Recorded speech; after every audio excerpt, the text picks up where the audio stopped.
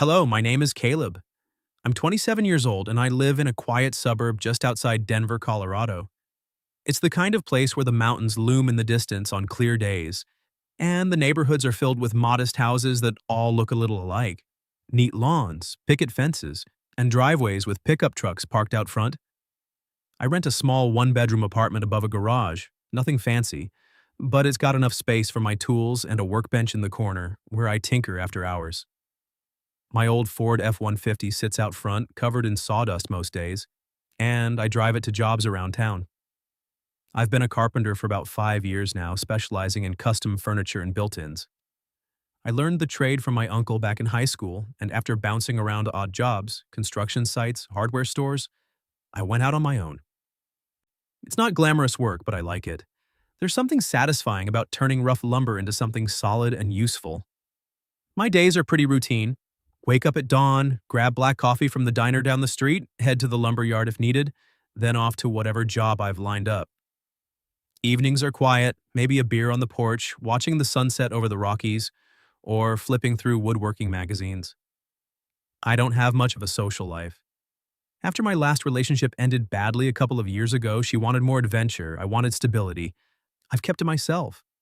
No drama, no complications. Just me, my tools, and the occasional pickup basketball game with guys from the shop. I figured that's how life would stay, predictable, uncomplicated. That all changed when I took on a job for Marissa. She found me through a recommendation from a neighbor I'd built a deck for last summer.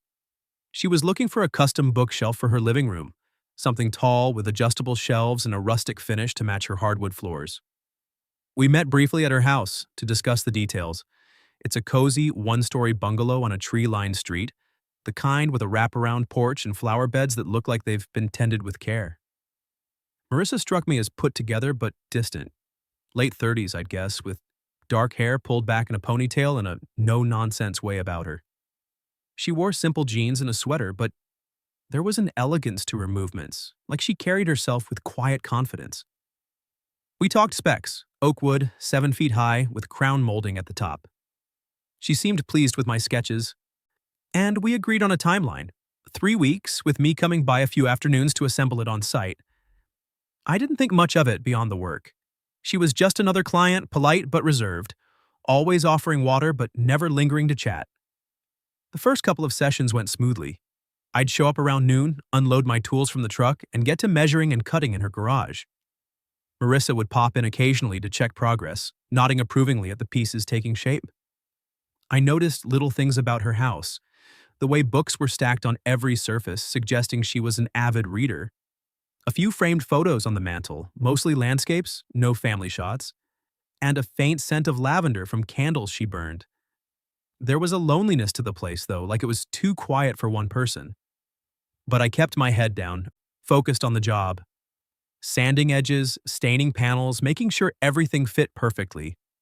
I prided myself on clean work, no shortcuts. It was on the third week, a Thursday evening, when things shifted. I'd stayed late to finish assembling the main frame, wanting to get the shelves mounted before the weekend. The sun had dipped low, casting long shadows through the windows, and the living room was bathed in that warm, golden light from her lamps. I was tightening the last screws when I heard the front door open. Marissa stumbled in, her purse slipping off her shoulder as she kicked off her heels.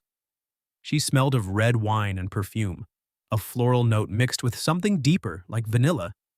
Her eyes were red-rimmed, her cheeks flushed, and she moved unsteadily, like the world was tilting under her feet. I straightened up, wiping my hands on a rag. "Hey, almost done here," I said casually, but she didn't seem to register. Instead, she crossed the room in a few wobbly steps and threw her arms around me, burying her face in my chest. Tears soaked through my shirt as she clung tightly, her body trembling. "You're back! Don't leave me again," she murmured, her voice breaking. She called out a name, Nathan, over and over, like a plea. My heart slammed in my chest. For a split second, everything froze. Her warmth pressed against me, her vulnerability raw and exposed. It felt intimate, almost right, like I could wrap my arms around her and make whatever hurt go away. But reality hit hard. This wasn't for me. She was drunk, mistaking me for someone else, some ex, some ghost from her past. I swallowed thickly, my hands hovering awkwardly before I gently pried hers loose. Marissa, you've got the wrong guy, I whispered, steadying her as she swayed. She blinked up at me, confusion clouding her eyes, then horror as recognition dawned. Her face crumpled in embarrassment, fresh tears spilling. Oh, God, I'm so sorry, she mumbled, pulling back. I guided her to the couch, fetched a glass of water from the kitchen, and handed it to her without a word. She sipped it shakily, avoiding my gaze. The silence stretched, heavy and uncomfortable. I gathered my tools quietly, my mind racing. Who was Nathan? What had he done to leave her like this? And why did that hug linger in my thoughts, stirring something I hadn't felt in years? As I headed to the door, I glanced back. She sat there, small and broken under the lamp's glow. I'll finish up tomorrow, I said softly. She nodded without looking up. Driving home that night, the mountain air cool through the open window, I couldn't shake it. That moment had cracked something open, not just for her, but for me too. Little did I know it was the start of something I never saw coming. The next morning, I woke up earlier than usual, the events of the previous night replaying in my mind like a loop I couldn't pause. The hug, her tears, the name, Nathan, that hung in the air like smoke. I told myself to shake it off. It was just a job and she was just a client who'd had too much to drink. But as I loaded my tools into the truck and drove back to her house, my stomach twisted with nerves. What if she didn't remember? Or worse, what if she did and things got awkward? I pulled up to her curb, grabbed my toolbox, and knocked lightly on the door. When she opened it, her face was composed, but her eyes darted away from mine, like she was avoiding a direct hit. Morning, she said, her voice a bit too bright, too forced. Come on in. How's the shelf looking? I nodded and stepped inside, keeping my tone professional. It's coming along. Should have the main structure up today. We didn't mention the night before. Not a word. It was like an unspoken agreement. Pretend it never happened. I set up in the living room, spreading out my drop cloth and starting on the next set of brackets. Marissa hovered nearby at first, pretending to organize some books on a side table, but I could feel her glances. Every time she got close to inspect a piece I'd just cut, I'd shift back a step, busying myself with measurements. It wasn't intentional at first, but the space between us felt charged, like static electricity waiting to spark. She handed me a level once, her fingers brushing mine for a split second, and I saw her hand tremble slightly. Thanks, I muttered, pulling away quickly. My mind raced. Was she embarrassed, or was it something else? I focused on the wood, sanding edges until they were smooth, but my thoughts kept drifting to her. The way she moved around the kitchen, pouring herself a cup of tea, her shoulders tense like she was carrying an invisible weight. I wondered about her life. Who was Nathan? And why did he leave her in pieces like that? She seemed so put together on the surface, but there were cracks. The empty photo frames, the solitary dinners I imagined her eating alone. As the afternoon wore on, the silence grew heavier. I'd catch her watching me from the doorway, her expression soft, almost thoughtful, but when our eyes met, she'd look away and busy herself with something else. I did the same, pretending to double-check a joint or wipe down a tool. It was like we were dancing around each other, two walls inching closer, then pulling back. I told myself it was for the best. She was older, had her own history, and I was just the guy building her shelf. No point in complicating things. But damn, it was hard not to notice the little details. The way she tucked a strand of hair behind her ear when she was thinking, or how her lips curved slightly when she approved of a stain color. There was a quiet strength in her, mixed with that vulnerability I'd glimpsed last night. It drew me in, even as I fought it. Around mid-afternoon, we hit a snag with one of the longer beams. It needed 2 hands to position properly for the brackets.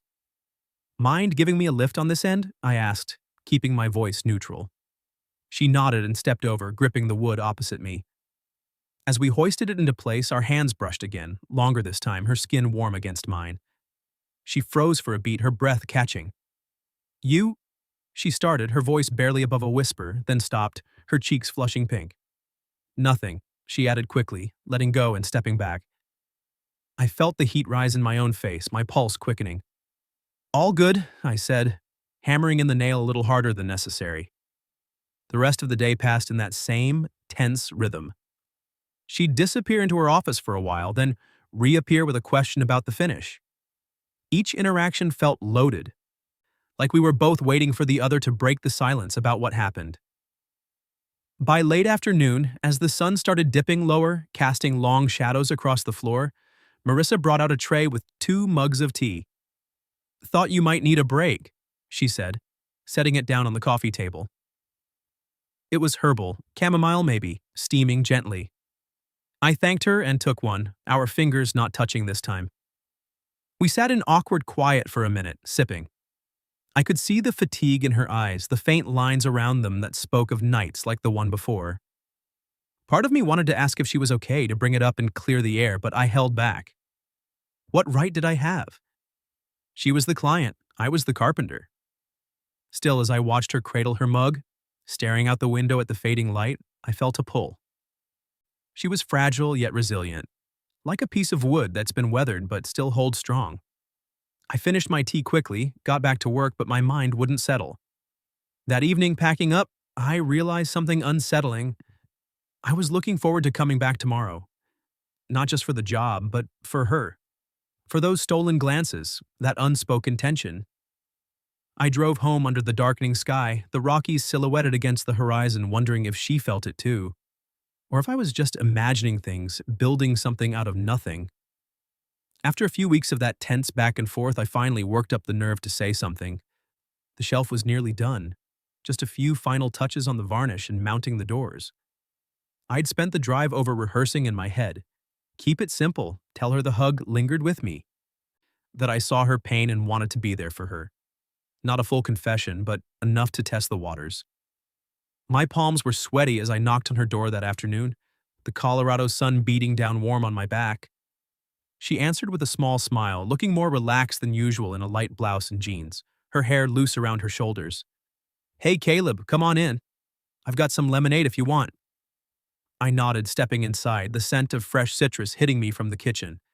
We chatted lightly about the weather while I set up my tools, but my heart was pounding. This was it. Once I finished the last coat, I'd bring it up.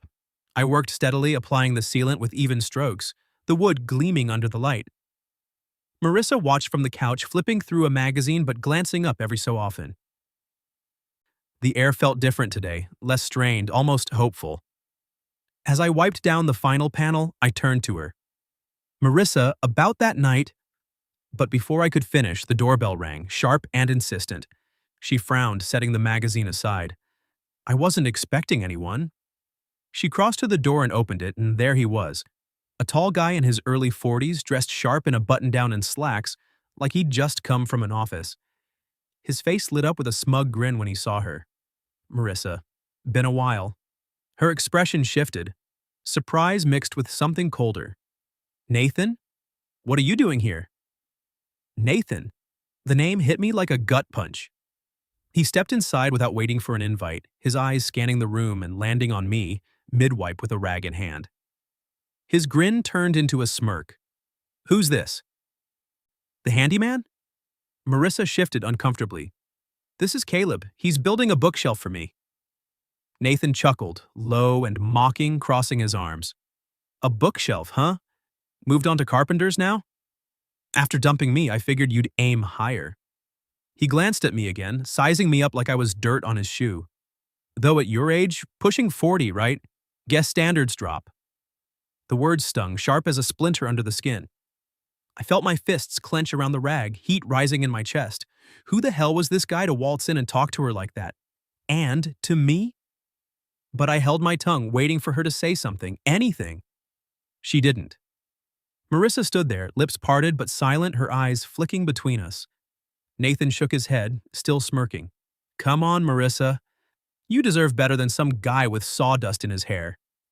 That was it. I dropped the rag, my voice steady but edged. "You don't know a damn thing about me." He laughed outright. "Don't need to. Look at you, elbow deep in her project. Pathetic." I turned to Marissa, searching her face for defense, for outrage. Nothing. Just that frozen look, like she was caught in headlights. The silence stretched, and it cut deeper than his words. "That night," I said quietly, my voice cracking just a bit, You hugged me because you thought I was him, and now he's here insulting me and you say nothing." Her eyes welled up, her hand trembling as she reached out. "Caleb, I was just surprised." But it wasn't enough. The hurt boiled over. "Surprised? Or ashamed? You let him stand there and say that, like it's true." I shook my head, a bitter laugh escaping. "You never even called my name that night." "Not once." I grabbed my toolbox, the tools clanging louder than they should have, and headed for the door. Nathan stepped aside with a satisfied nod, like he'd won some game. Marissa whispered my name then. "Caleb, wait." But I didn't stop. "Finish the shelf yourself," I muttered, slamming the door behind me. Outside, the air felt cooler, sharper, like it was slicing through the fog in my head. I tossed my gear into the truck bed and climbed in, gripping the wheel until my knuckles turned white. Driving away, the bungalow shrinking in the rear view, I replayed it all. His sneer, her silence, the way it confirmed every doubt I'd buried. Was I just a stand-in? A convenient distraction from her real pain? The mountains blurred as tears stung my eyes, not from sadness, but from the raw ache of feeling small. I decided then, no more visits.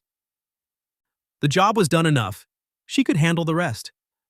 But as the miles ticked by, her tear-streaked face haunted me. Had I misread everything? Or was I just fooling myself, thinking a guy like me could mean something to a woman like her? That night, alone in my apartment with a beer going warm in my hand, I stared at the ceiling, questioning if walking away was the right call, or if I'd just run from the one thing that felt real.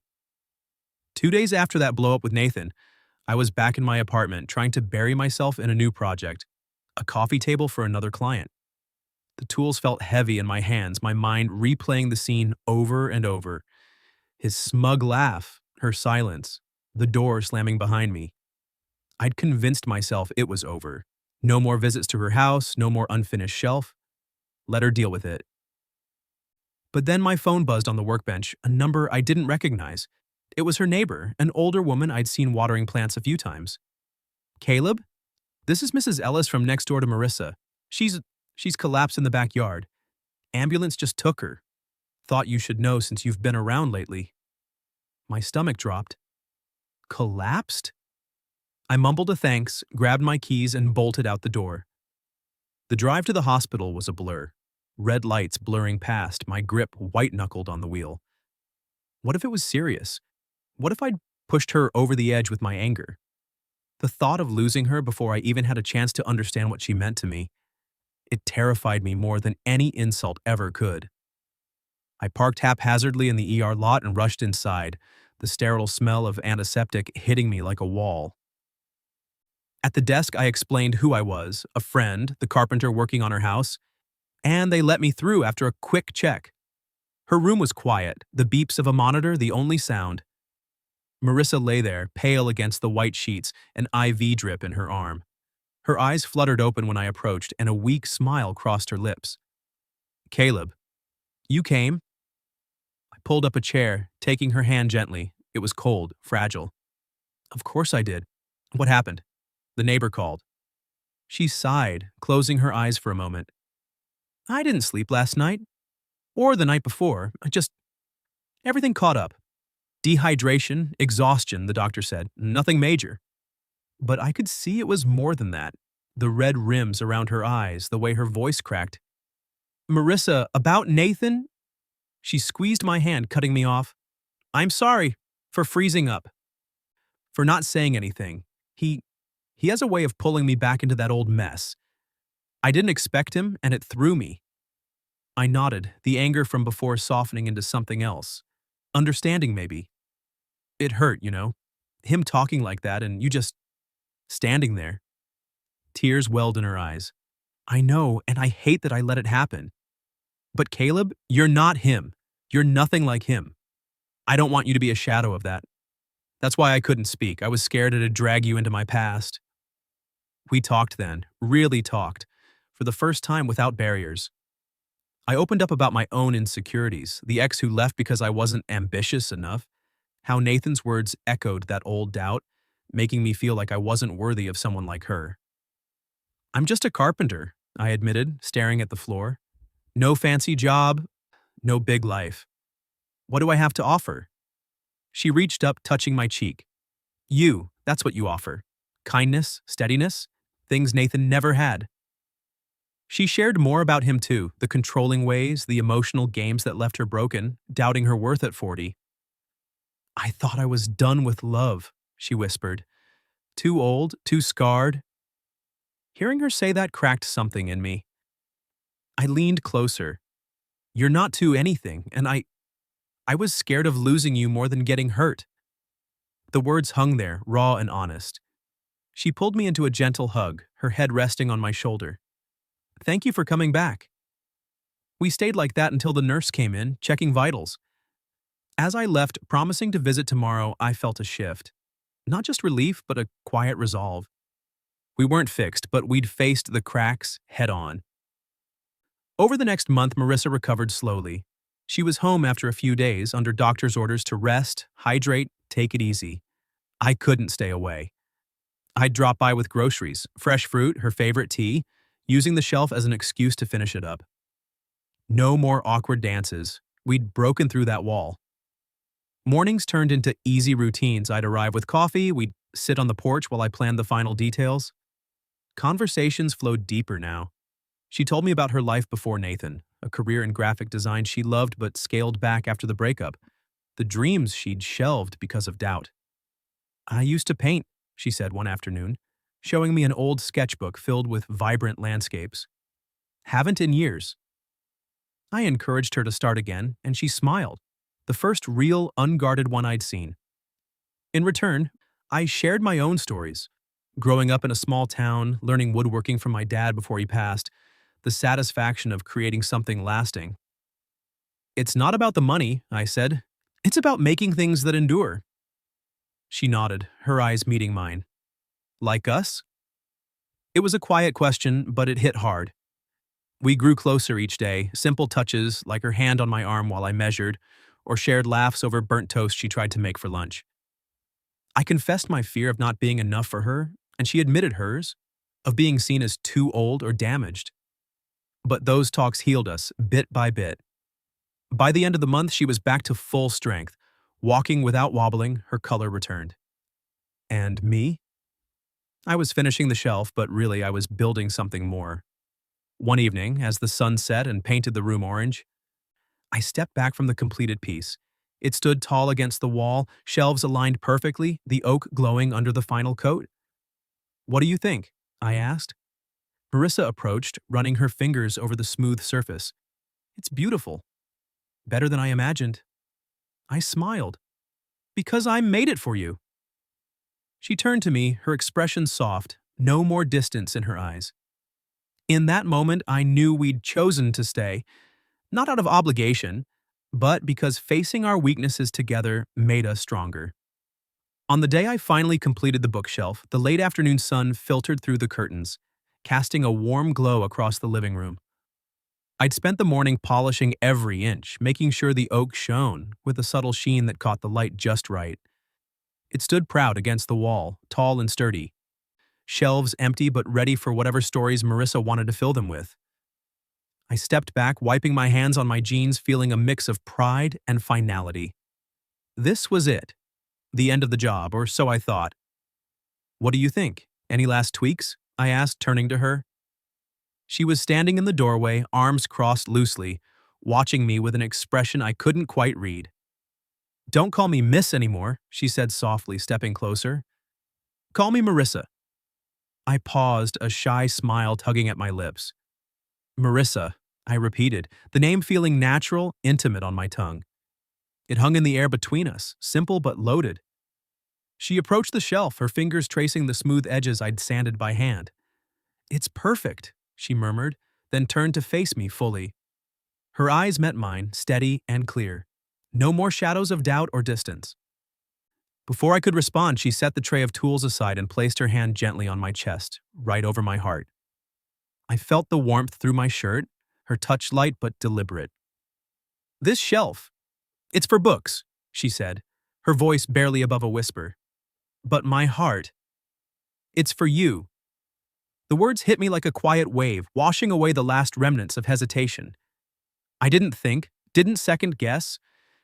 I pulled her into my arms, holding her close, feeling her body relax against mine. I'm here, I whispered into her hair. I'm not going anywhere. She tilted her head up, tears glistening in her eyes but not falling. That night I hugged the wrong person, she said, her voice steady now. But today I'm choosing the right one.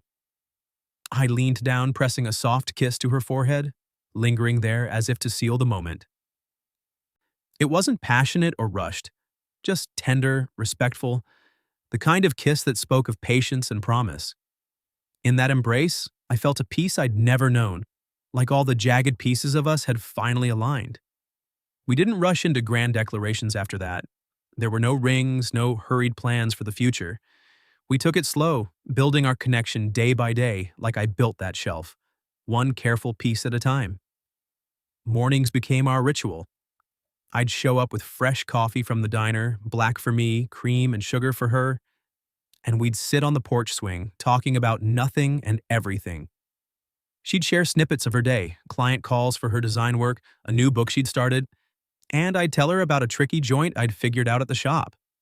Evenings were quieter, dinners we cooked together, simple things like pasta or grilled chicken, laughing when she burned the garlic bread again. We'd walk around the neighborhood as the sun set, her hand slipping into mine without a word, the mountains turning purple in the distance.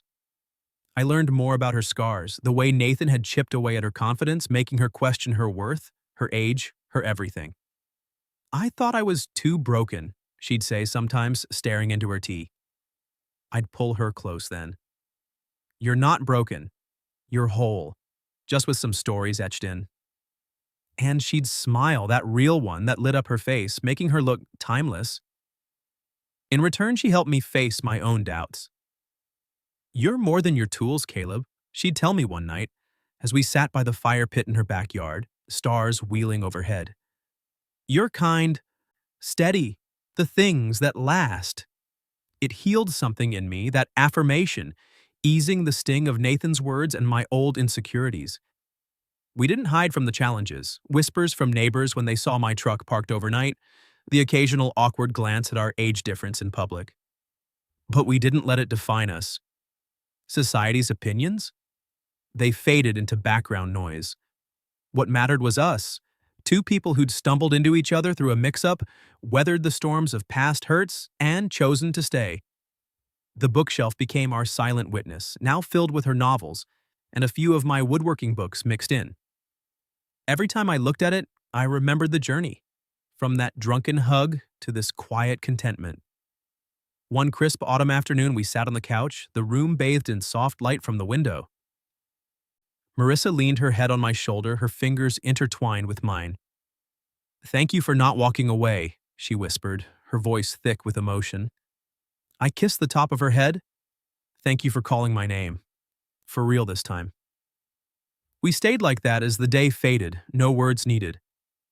Love, I realized, isn't always fireworks or fairy tales. Sometimes it's just two scarred souls daring to stay, finding peace in the ordinary. And for us, that was everything.